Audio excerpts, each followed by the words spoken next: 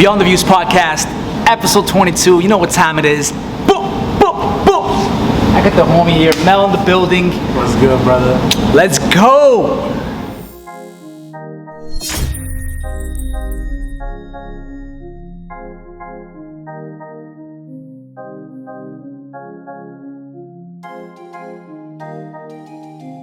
Check out, everybody, what's going on Beyond the Views podcast. You got your boy Cito in the building, you got Mel in the building. I'm sure y'all know who Mel is. Mel has been making quite some noise. Backup released 2018, and since then, he's been putting out constant music. Bilingual Afro-Reggaetton and R&B artist based out of Toronto. Born in Cameroon, raised in 6 countries. His music embodies his life experiences that he's lived through, featuring the Toronto's main hip-hop station, Flow 93.5. He was also Made in Toronto Takeover with the song No Problem.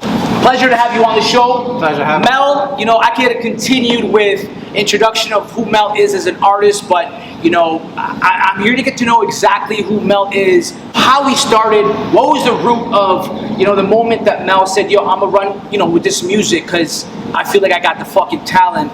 Letting the people know right now, Mel, when was that moment where you decided that you wanted to pursue music in 2018? Like, what struck you, man? Yeah, so it was like complicated. There was much stuff leading up to that. So probably like when I was like maybe like 6 years old, I was living in Kenya at the time, and my brothers were working with a couple artists in Kenya who are now like execs at major labels in Africa, like Warner, Universal now. Yo, that's dope. But like when I was 6, I would hop on records with them and like, you know, do real freestyle and stuff like that. And they put out their albums, like put it out and stuff like that. So like that was how I got to start in it.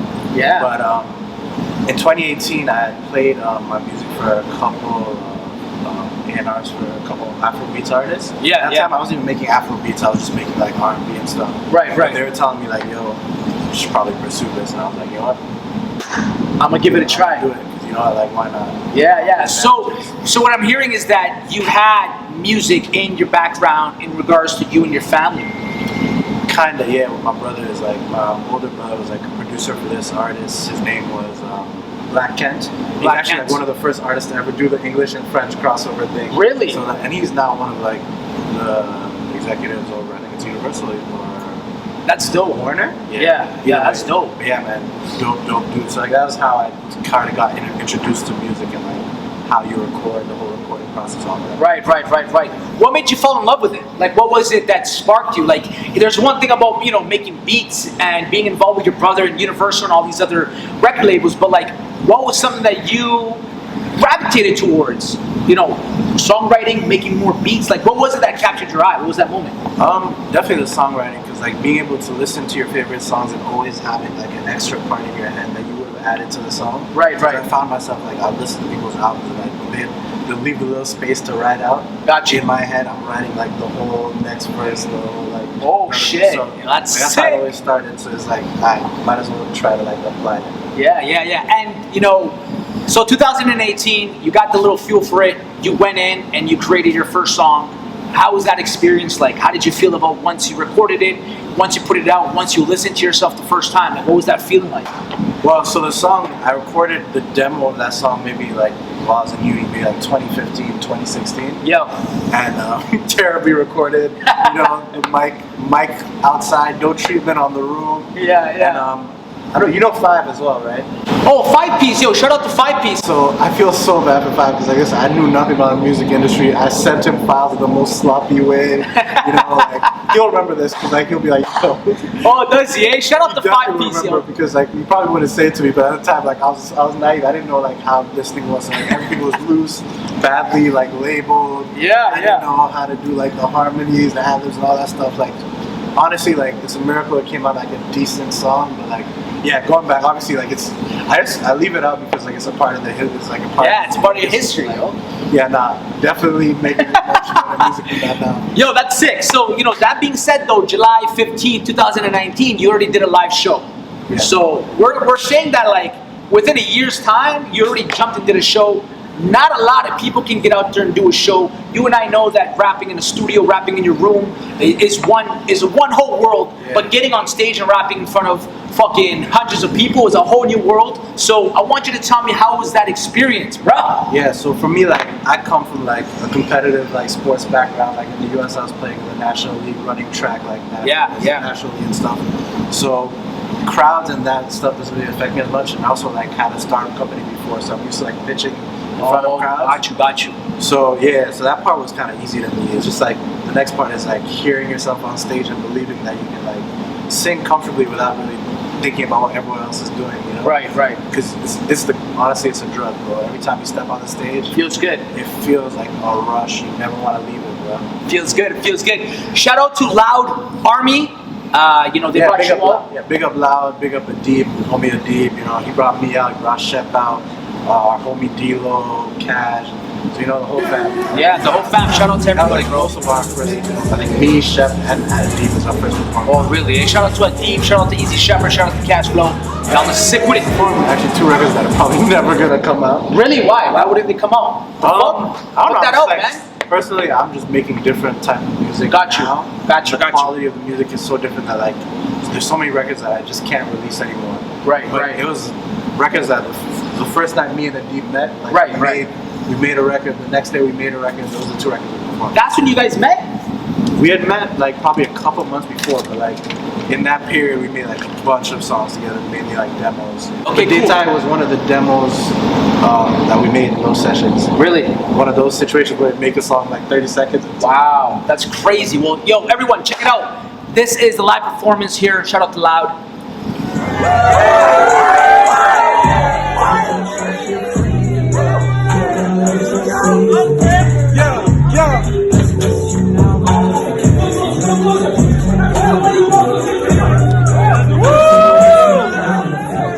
Still down for the goal.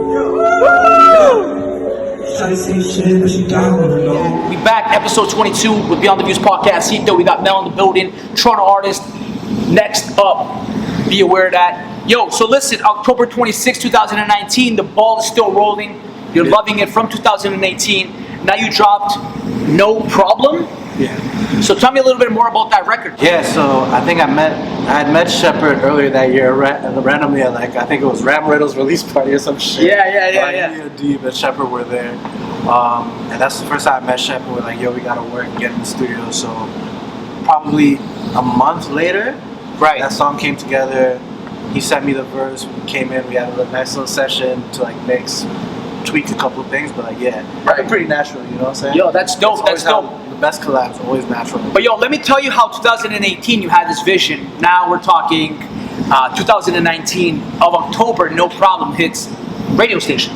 Yeah, that came made in Toronto radio station. Like a lot of people love to be on a radio station, 93.5, but yet you started organically and boom, this song hit the radio station. So tell me a little bit more. Like how was that experience, man? How did you big up Ricochet for real? Because like he gives an opportunity to like all the young artists here in Toronto submit their music. And you know, sometimes you disappoint and you think a record should make it, but it doesn't matter because at the end of the day, he's shining light, and he doesn't really have to, you know. Right. I don't know. I'm one of those people who really believes in like DJs curating vibes for people, and those are the most important part. The most important parts of the industry. Right. No, we're talking about you just getting started with music, and when I checked your catalog of music, you know, you got songs that are hitting over 100,000 listeners, millions. That's the latest record that came out, which we'll get to that real soon. You're pulling real numbers in. But now, I've been keeping eyes on you because I'm a fan of your music. How is the journey like with Mel? How often throughout the week are you creating songs? Like, what's your... Probably like 5, 6 days a week. So you're full-time? Like, this is for real? We cook a lot. Like, it might seem in terms of the stuff that we release publicly being slowly, but like, behind the scenes, most of the stuff I'm working on is like to get like syncs in like movies and shows and stuff like that. You know? Are you hearing that? It's crazy, bro. So that's been the main focus, is like networking within like labels, with A&R and stuff like that, to make sure that I can get my music into like bigger platforms than I otherwise could. Like, now, can you give us? That's where the real money is in the music industry. 100%. Can you give us a little exclusive? You're letting me know that you had a Spanish tune that's supposed to release. Is there anything you can tell us about that? Is there anything that we can tell? Okay, so it's not the next record, but it's the record after that. Okay. Yeah. All right. Honestly, there's gonna be way more Spanish records coming.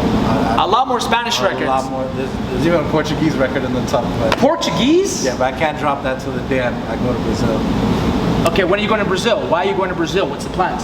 I don't know when I'm gonna get to go to Brazil, but eventually I'm going to. That's been where I've gotten the biggest reception, most like sync deals, commercial opportunities with brands. That's crazy. And I'm sure you never know. You see, that's what I'm trying to say. Like you just said, it's random. I'm sure that you didn't have. You know, my next question to you is like, what was your vision? Did you know what your vision was going to be in the next year or 2 years? But it seems like everything's just falling into place, right? There's obviously a grander vision of what I want to do, but like a lot of the things, you know, you can't really dictate. So like I was marketing internationally to see what places were biting, and then when I would see places biting, then I would attack that market like as I see the data come in. But got you. The overall goal is definitely to go internationally, because honestly locally there's not that many Afrobeats artists in Toronto and Canada that are like making noise within the country. Right. It's mainly people from diaspora, like people in the UK. Right. And also people back home that are the ones that are popping. But usually, I don't know, if you want to be an Afrobeats artist and grow your stuff out of Toronto, I don't know, I feel like you're gonna have to get out another market first. Yeah, 100%. Listen, let's guide our people to an Afrobeat song right now. Yo. Drop the name and let's put it out right now for people to check it out. Oh, you already know. Go check out a record I dropped in April. It's called Million, produced by my homie Lace Cadence. Latest record, Millions. Guys, check it out and we'll be right back. In shade, I move like a million. These days I'm far from familiar.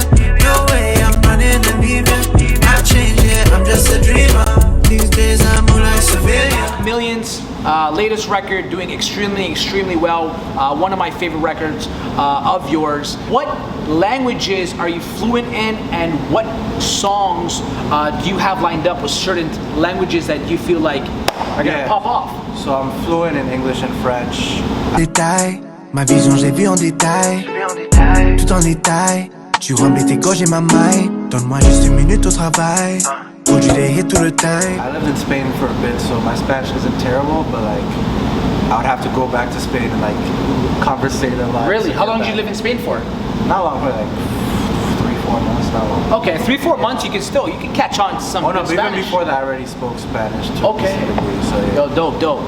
And then I'm starting to learn a little bit of Portuguese and German, but we'll see. Portuguese and German. Now, do you want to learn these languages, or do you want to learn because you're trying to make some songs and be versatile throughout the line? Both, but like I've always been someone who like I moved around my whole life, so I've always been into languages. You know what I'm saying? So regardless of anything, I was always gonna try to learn those languages. But there's definitely an added like incentive when you can communicate to people who are supporting your music. Right. The majority of people I'm communicating to, I'm speaking Portuguese to them. Wow.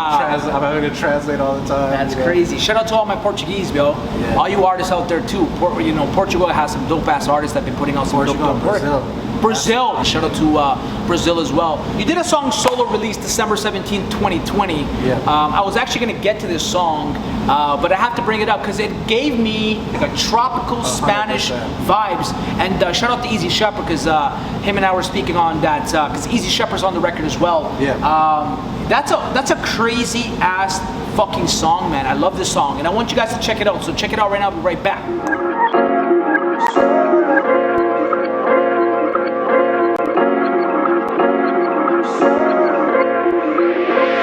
I gotta be selfish. I gotta start thinking for me. I gotta be selfish. Yo, we back. Yo, what a dope ass song. Are you shooting a music video for Solo, or have you already? We might, but I'm not sure yet. Come on, man. We need that tropical vibes. What inspired Solo? It's one of those things, man. I'm happy. Like I listen to so much reggaeton, like non-stop, like Bad Bunny, Las Villa, Yandel. Jeez, lined up. But I listen to way too much reggaeton, so of course I was gonna jump into that. Originally, the original beat, I don't know. Yeah, Shepard actually talked about it on your podcast. Like the original beat was not reggaeton. The original beat was strictly like Afro beats. Like it was more simple melody. Like it was a vibe, but like I just felt like there's no sense in dropping a record that sounds like a lot of the stuff that's out production-wise. So we're like, what can we do production-wise, take it another level? Shout out my engineer and producer Pat Deli, bro. Shout out Pendelli. That guy is able to do all different types of genres. So yo, fire tune. That's my honestly. That's my top 5 records of Mel, straight up. Like I love it. On the way home right now, I'm about to blast that because it's a beautiful day here in Toronto, Lakeshore. We downtown with the homie Mel in the building. You performed Casper. That seemed like an electrical night. You're with the homies. You guys are on stage. You guys are literally going insane, bro. Yeah. Tell me a little bit more about that night, man. Yeah, so I don't know. That song's like it's a unique song in my catalog. Because if you listen to most of my music, like you won't hear me cuss that much. You won't hear me like. Right. I've tried to really focus on the writing. But Right. That song was a majority like a freestyle, and I just lost one of my homies like after that. So that song was called Casper. Like released around Halloween and stuff like that. Yeah, because like one of my homies had like a heart attack. So that song was more dedicated to him. So every time I perform that, it's like out of body experience. Got you. Yo, that. Shout out my brother Milan. Bro. Yo, honestly, and that's the reason why, you know, us as the consumer listening to music, you just never know the backstories of why a song is called that or what the lyrics are behind it. Yeah. And it's beautiful, and this is the reason why I sit down with artists, because they're here to tell you, you know, what the meaning is behind their music. Yeah, that song was a grieving record, pretty much. I want you guys to check it out, man. Right back.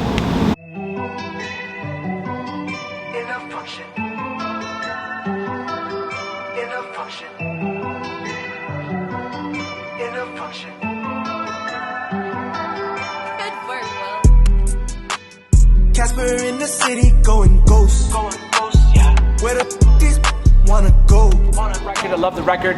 Mel, let me ask you, man, how do you stay consistent though? Like, what's your method? You know, do you ever feel like there's some days you just don't want to write? You just don't feel like making music, that you're over it, you want to take a week or 2 weeks off? Like, what is it?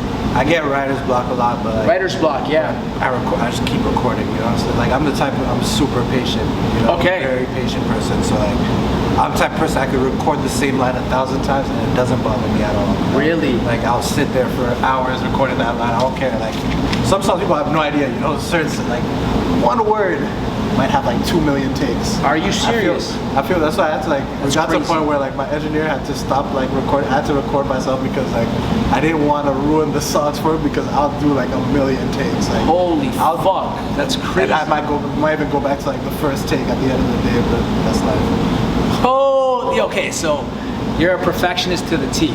Like to the fucking T. There's certain types of things that I'm like, perfectionist, especially because like my engineer that I work with at Delhi, he's the type of guy who like, if something's off, like he can't help it. Even if it's off by like the 0.1%, he has to tell you, and like that helps you make. That's huge. That's what it's all about, man. Yeah. You want to make sure. It's part of the reason probably like you get more delays on songs, but it's at the end of the day, it's usually worth it. Yeah. You want to make sure that it's on point. Put out No Games, and I couldn't understand the language of the song. Like, it was in French. It was in French. Like the start of my verse is in French, yeah. What's behind No Games, and why did you want to start it in French? Because that was a nice little twist you did, man. Yeah, Cash is the guy I went to uni with. Cash, like I've known Cash for a while now.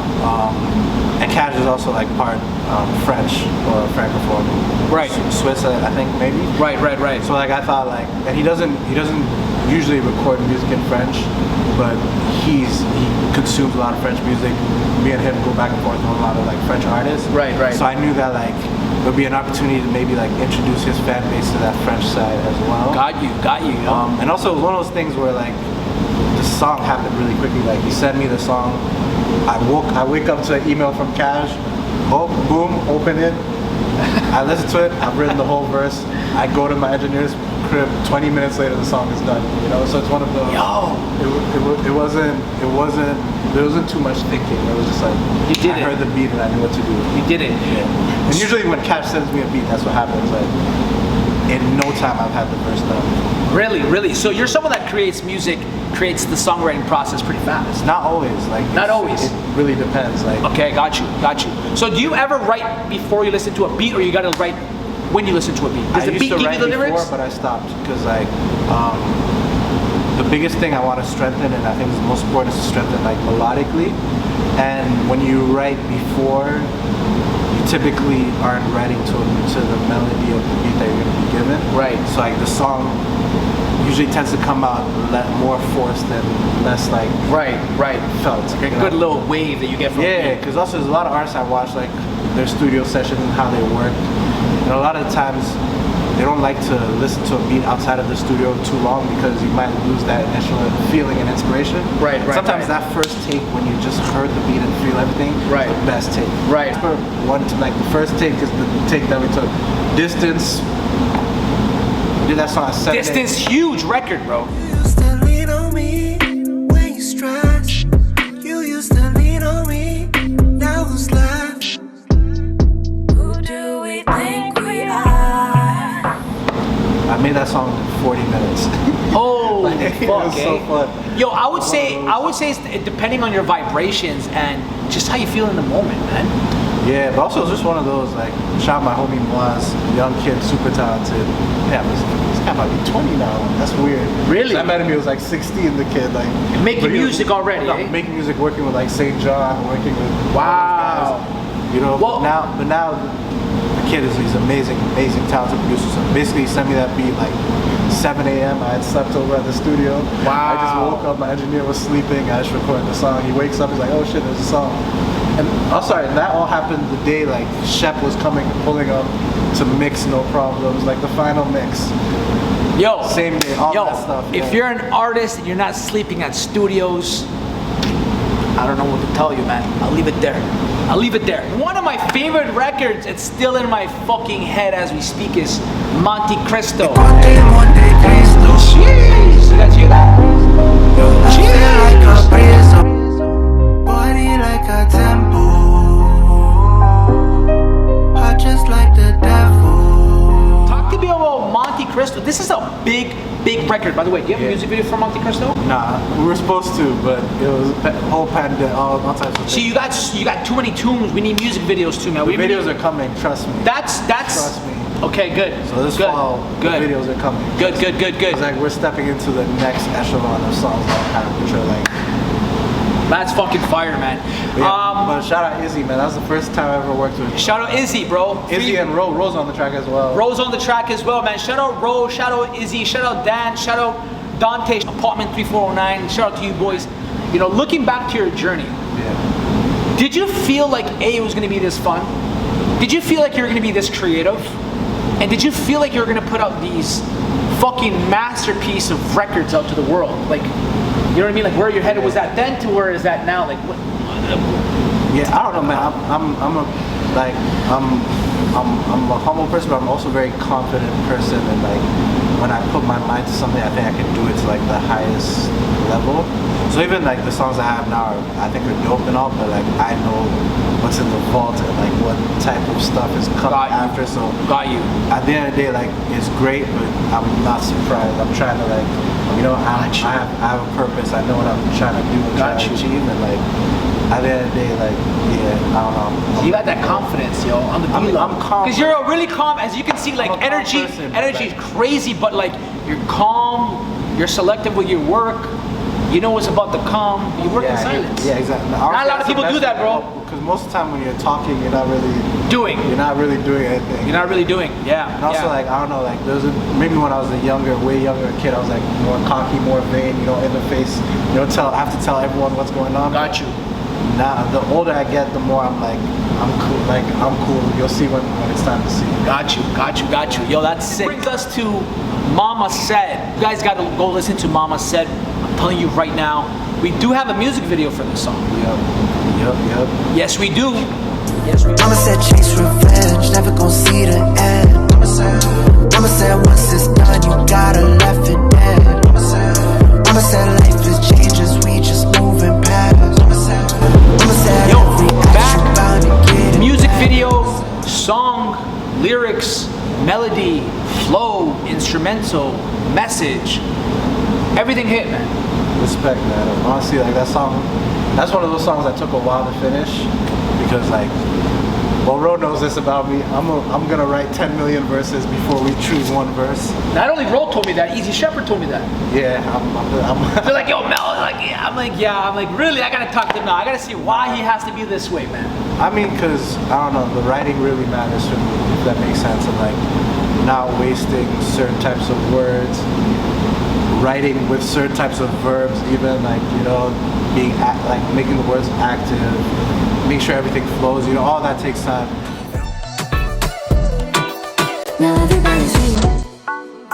For you, just a little taste of the things I do. Take a couple trips around the world for you. Give up anything, any girl for you. And also, my engineer is also very like I said, he's on top of that stuff. And if something is a little bit off, it's not going out. Wow. Sometimes we get things wrong, of course, but like the aim is to try to like Right. present the right product. I love it. I love that record. I love the music video. Like I said, I love everything about it. But we went through it writing that record though, for real. That was during mid-pandemic. Like we wanted to release it Mother's Day, but we couldn't finish it in time. Got you. That was part of the initial like that's where the what's it called? Writer's block kicked in. Got you. Where it kicked in. That was where like for like a month I rewrote that verse. Like, you know? Really? And then we finally settled on the final version. But yeah. Did you already have a vision of what you wanted to take out of your own soul to let the world know, or was it something that organically? So the hook came instantly the night like the beat was made. So I had recorded all of that. So I already knew what the vision and direction of the song was, kind of. Got you. And actually, the freestyle version was Someone Said, and the second I made it, Mama Said. Then I knew what the song was about. I knew what we had to write about. Right. We wanted to be connected. That type of stuff. What is the support like from your family, man? Family's good because I also have like the Stardom and all that stuff on the side. Yeah, family loves the music. They love the music. They support it and all, right? Do you have an end vision, Mel? I know you want to get into movies. You want to get into commercials. Is there an end goal with this music that you're creating? Is there something that you see down the line and you see that end goal? We're gonna take this thing global, if you know what I'm saying. Wow. Going to the ultimate maximum of everything. Wow. You know what I'm Wow. saying? So that's the goal. So you got that big fucking vision, international, like touring, putting out merch. Yeah. So like over the next few months, I'll be like putting out feature. Like my next song is a feature with an artist in Germany. Sick. After that, it might be. What's the song called? Can we know? Yeah. So this is exclusive. I guess. When does this come out? Exclusive. When does this come out is the key. This comes out, what day is it today? Today's August 26th. No, like what day is it today? Is today like fucking Thursday? Today's Thursday. Yeah. Today's Thursday. It's coming out not this Monday, the following Monday. Honestly, I can say. But Alright, so it's coming out, this is coming out in the next like 10 days. No, it's not going to be out, but it's going to be announced anyway. So, Alright, announce it, exclusive. The record is called Testimony. Woo! Woo! Woo! Alright, we back, let's go. Episode 22 with Mel. Mel, talk to us about that exclusive tune. Yeah, for sure, man. So it's the Afro-Beats record, of course. Right? One Time for the Motherland. And it's by my boy Tomorrow, based out of Ingolstadt, Germany. Shout out my homie Lace Cadence for putting it together. Jeez. Honestly, this record is fire? Yeah. No, are we talking like bilingual type vibes or what, man? What are we saying? This one is called mainly English. Mainly English. Okay. It's a vibe. How did that connection come about, especially the artist being in Germany? Yeah, so my homie Lace Cadence, who produced Million. Got you. He got in touch with me that the artist Tomorrow had reached out to him after hearing Million and wanted to work with me, so made that happen. Yeah. It's happened like the last 2 months already. Wow. Look, we brought you guys down the lanes of Mel, music, live performances, song, music videos, meaning behind his vision, why he does what he does, bilingual, versatile. He's got it all. It's only a matter of time. But fuck the time. It's more about enjoying your craft. It's more about enjoying what you do as an artist, because that's what is going to get you to the next level in your career.